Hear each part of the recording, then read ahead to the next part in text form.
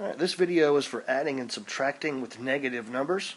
We're going to look at a group of sample problems here, and I'm going to go through a couple of different ways how to do this, starting off kind of the long way, but maybe it helps you understand how negatives and positives work. And the idea behind that is what's called a zero pair. A zero pair is anytime you have a negative 1 and a positive 1 together, that always equals 0. Right, 1 minus 1, essentially. Alright, so that's the idea. Is we're going to make these into ones and negative ones. For example, the first problem, negative 4. Well, that means 1, 2, 3, 4 negatives. And then positive 6 is 1, 2, 3, 4, 5, 6. And then every time we have a zero pair, that's a plus 1 and a minus 1, those kind of cancel each other out. And what we're left with then is two positives, or positive 2. Right, if I was doing the second one, that's negative 4, 1, 2, 3, 4. And then negative 6, that's 1, 2, 3, 4, 5, 6. Now, these are not zero pairs. That is not a plus 1 and a minus 1. There's nothing that would cancel out. So I just have to go back and count up all my minus signs. And I see that there are 10 minus signs, so that means that the answer is negative 10. If I was doing the third one, I'd have to notice something happening first, is right here in the middle. We're not allowed to have two minus signs next to each other in math. So anytime we have two minus signs next to each other, essentially you're taking away the negative. If you take away a negative, you're left with a positive. So that's going to act like a positive 6. Alright, so I look in front of the 4, and it's minus, so that's 1, 2, 3, 4 minuses. In front of that 6 is now plus, so that's 1, 2, 3, 4, 5, 6. And I do have these zero pairs here once again that canceled out. Positive 2 left over. Right. Down at the bottom, same idea, except this time my 4 has got nothing in front of it. When I look in front and I don't see anything, it always means plus. So that 4 is plus. There's 4 pluses. And then in front of the 6 is a plus, so that's 1, 2, 3, 4, 5, 6 pluses. And in the end, I have a grand total of 10 pluses. No zero pairs. Remember, a zero pair is anytime there's a minus 1 and a plus 1 only. Right, next one, we've got 4 minus 6. So again, in front of the 4, there isn't anything. It means it's a plus, so that's 1, 2, 3, 4. And then in front of the 6 is a minus. That's 1, 2, 3, 4, 5, 6 minuses. We do have zero pairs.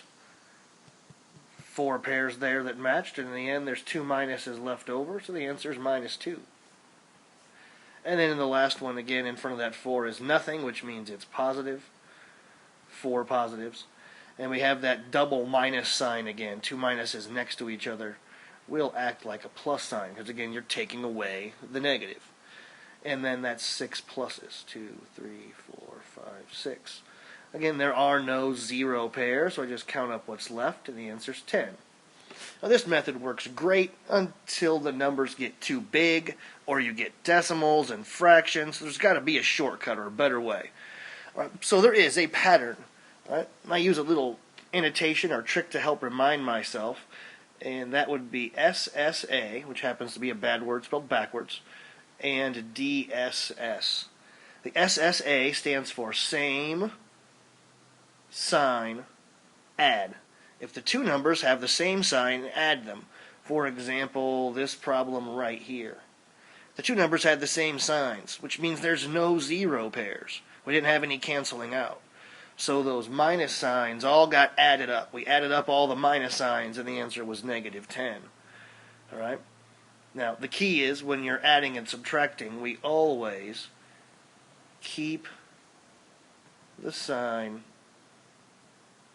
from whichever number is bigger. So we keep the sign from the bigger number. That's how we know if the answer is positive or negative. So back here in this one I just marked, the 4, minus 4 and minus 6. 6 is bigger than 4. So since 6 was negative, that answer was also negative here with negative 10. Right, another one that was same sign add was this one right here. 4 plus 6. Again, I had only plus signs. I didn't have any zero pairs. Since there was only plus signs, I added them. 4 plus 6 is 10. And since 6 is a bigger number, everything was positive. I got a positive 10, just like this 6 back here was positive. All right, now the second acronym, DSS, stands for different sign subtract. If the numbers are different, one's plus, one's minus, then you subtract them, like this first initial one here. We got a -4 and a +6. Those signs are different. So we end up subtracting out all the matching 0 pairs. So 6 minus 4 is where I would get this answer of 2. And once again, 6 was bigger, it was positive. That's why that's +2 answer, not a -2. Because again, you can see the extra pluses came from the 6. There weren't any extra minuses. They all canceled out. So that's why we keep the sign from the bigger number. That's all these extra pieces at the end. When things cancel out, the extra pieces are the ones we're counting. And the extra pieces always come from the bigger number. Hopefully this helps those of you that struggle with understanding adding and subtracting negatives. There is a practice math assignment number 1-1 for you to try right there on PowerSchool when you are finished with the video. Good luck.